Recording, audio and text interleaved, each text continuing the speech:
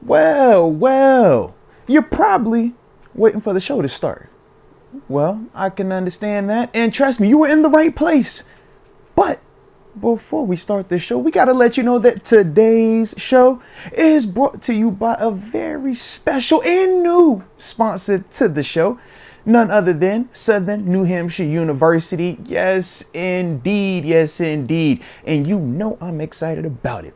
Number one, because they're doing a great thing in terms of helping people overcome, some of the experience barriers that are holding people back, right? And we know that that comes up a lot as we progress through this professional world and just adulthood, right? So with SNHU, the beautiful part about them is this. They are designed for people like you and me, man. The ones that are busy, but can make some time to be on the online space and, multitask, so to speak. And that is what SNHU brings to the table. The largest, or one of the largest, accredited nonprofit online degree offerings. Man, it is a dope thing that they got going on over there. One of the programs that stood out to me the most is their sports management program, in terms of being able to, number one, work at your own pace. They have multiple times throughout the year where you're able to get into the course and ultimately progress through at your own speed, 24/7 access. I mean, those are beautiful things, especially when we're just talking about the working person, the busy person, the person with the family out there. SNHU. Oh, they trying to hook you up. They trying to help you out, baby. Now, like I said, for myself, man, I've utilized the online program very similar to this, and I can tell you firsthand the benefits that come from these type of programs and what SNHU is offering, man. You don't want to miss out on it. So check out the link, all right? snhu.edu/Arthur Moats, all right? You check that out. Obviously, this is all in the description as well. But I want you to check that out, man. Look at that sports management program and just see some of the average salaries associated with degrees in this field, man. Could definitely be something that might motivate you, make you want to go out there and do something special out there and, ultimately put yourself on an even better trajectory. But with that being the case, you see right here, SNHU, Southern New Hampshire University. I stand by them. And as always, keep being great. But now I think it's time to get back to the show. So, you already know, don't touch that dial, baby. Move versus Najee, production-wise, Najee has definitely been more productive. But Move plays the better position for aging and compensation. Because if the roles are reversed, it's not even a debate. If Move had the start to his career that Najee has had, we're already paying Move. We're like, yo, you're about to be, one of the highest paid dudes at your position. We feel great about you. He hasn't. He just plays the position that is a little bit more marquee right now. How about this, though? What do you put more weight on? 700 yards for a tight end or what Najee did as running back, 1,000 yards and 200 or 300 receiving? Me personally, Najee, just because of how we've seen and felt these games, especially when we watching them week in and week out, it's definitely been moments where we feel like, yo, we want more from Move. Not just as a receiver. Heck, there's been times where Najee has been the recipient of some negativity because of his effort or the skill or the lack thereof with his blocking at times.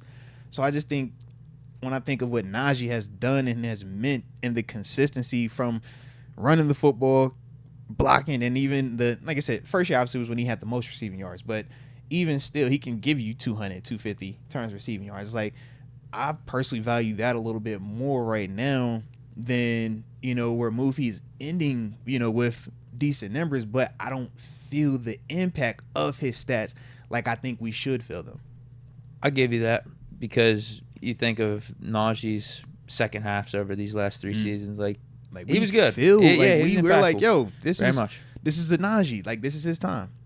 Or I even think to myself, games where we've said in the second half of the season where we're like, yo, Najee is taking over.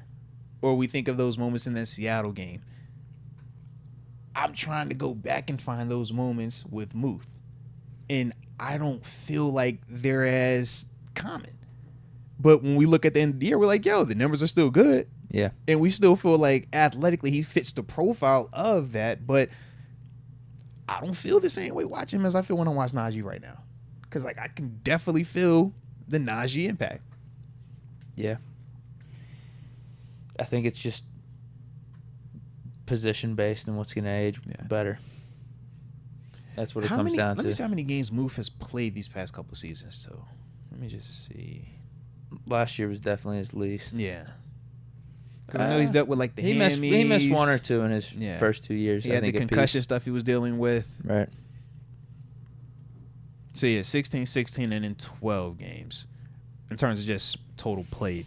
I would have guessed he only played like 7 games last year. But he didn't finish them. And that was the thing. Because remember, was that Indy? No, it was Houston he left. Wasn't it 2 games he left? I don't remember. Yeah. I mean, to your point, he just kind of like a non-factor. Yeah. In a way, like forgetful. Like there's. Yeah. Like the only game I could think of with Muth that like sticks out, where like takeover in a way, was when he had 2 touchdowns against the Bears with 7 in his rookie year. Right. I can't really remember much more. He had a nice play against the Falcons in Kenny's rookie year where he ran down the sideline. Mm-hmm. But in terms of like, impact, memorable, I think Najee does have more of those at this point. I don't think that even should be debated. But when you're talking about contract extensions, it's just the running back position gets screwed. I mean, it is what it is. It's just reality. It makes like that's why even when you say pay Muth, I'm like, it makes sense to pay Muth before you pay Naj just because of the position. Because we know that age is better. Muth, even with 700 yards and 2 touchdowns in his sophomore year, like that's a top 6 tight end in the league. Still production, right?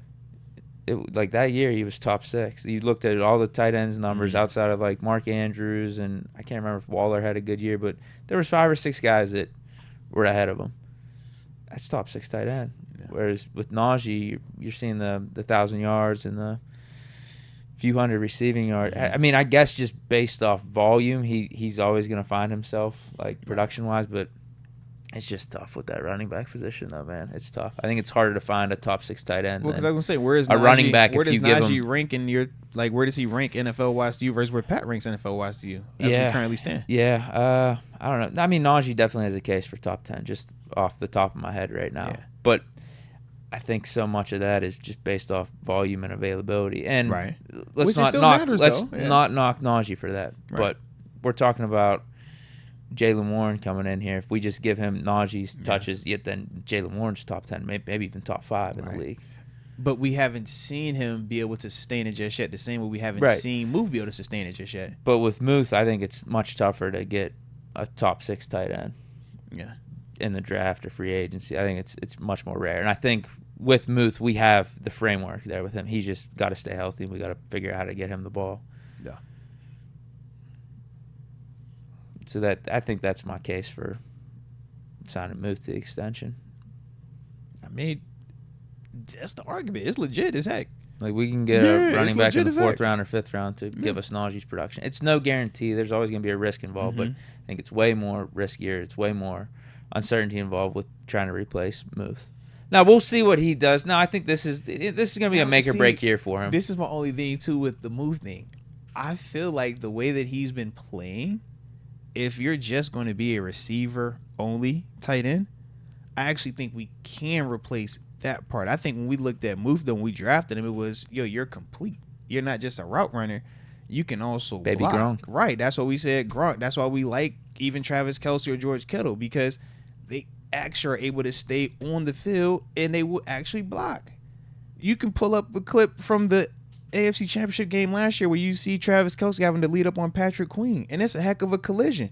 And we know how we feel about Patrick Queen. And he didn't kill him, but he did the job to where Queen couldn't make the play. We be looking at moves sometimes and we like, bro, can we at least get that part of it? And I think that's the thing where if we're not even going to get that and we're just strictly going to say we need a receiving tight end, I think that those are actually readily available if you're just looking for a guy that can run routes. I think you can find those dudes, and I think that would almost hurt Muth to an extent if he doesn't have a bounce, like I would say a bounce back here this year, because I do think you could just go find a receiving tight end in this draft or in any of these upcoming drafts, or just for that part of it. The tough part is the dude that can block and run them routes. Yeah, and it depends on what number you're talking about with Muth and his extension, because if it's something in like the mid-teens, I'm good with just waiting and seeing how the season plays out for him too. Just like we're talking with Cam and Najee. But if we can get him on a discount where we think like, okay, we do feel like he is going to bounce back, and more than likely he's going to outplay this contract if he just stays healthy and everything goes well, then I'd go with that over Najee or Cam. But I'm not like eager to sign Muth to an extension, especially if the numbers. And are we hearing any rumblings or any, like, is he upset about anything? anything? Dulac said something a few weeks ago. They want to work an extension with them, right? Steelers will most likely do it. But we haven't, nothing from his side, though, where it's like, no, where we got the Cam statement or even the Najee statement. Because I don't think he has much leverage either, to be honest. I think of the big three, Cam, Najee, and Muth, I think he probably has the least amount of leverage right now. Right. But I think that they would pay him first before they pay the other two. Because of the position. Yeah. So maybe that would give him some leverage because what are we at tight end without Muth this year? That's legit. That's very legit. And I don't know who's out there right now. That is also legit. Ebron. Where was he last year, bro? Nowhere. I think he's been out of the league since us. Yeah. Let's go, Dub. Yeah. Unless you have anything you want to say about Ebron.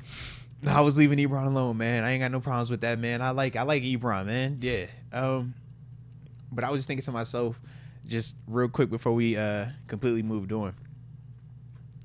Do you think it's easier though if we say this year we're like, yo, we needed to find somebody who would be like this year without Muth?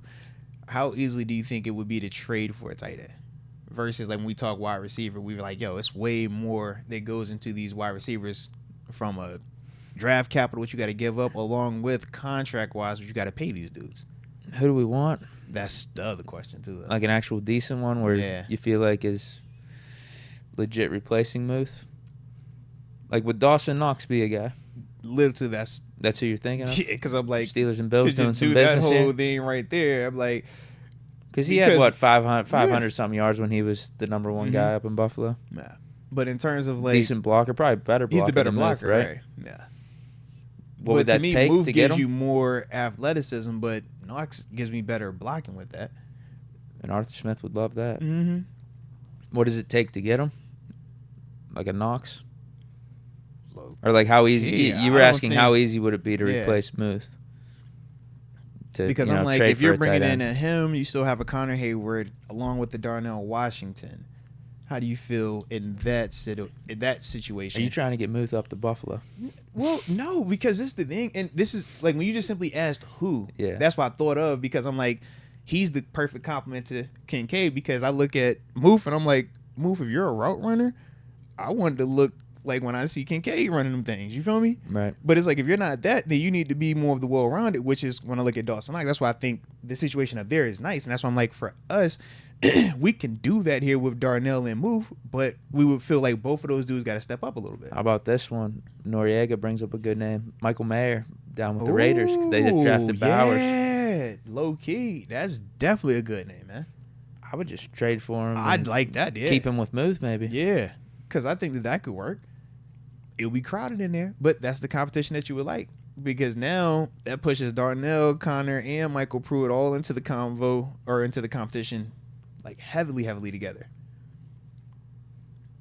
The reason you bring up replacing Muth, that is if... But just if you didn't want to pay him, or if he was tripping or anything right. Because it's like, otherwise, like, it's not a pressing thing to me, but it's just in the sense of if it got to that. Right. Yeah.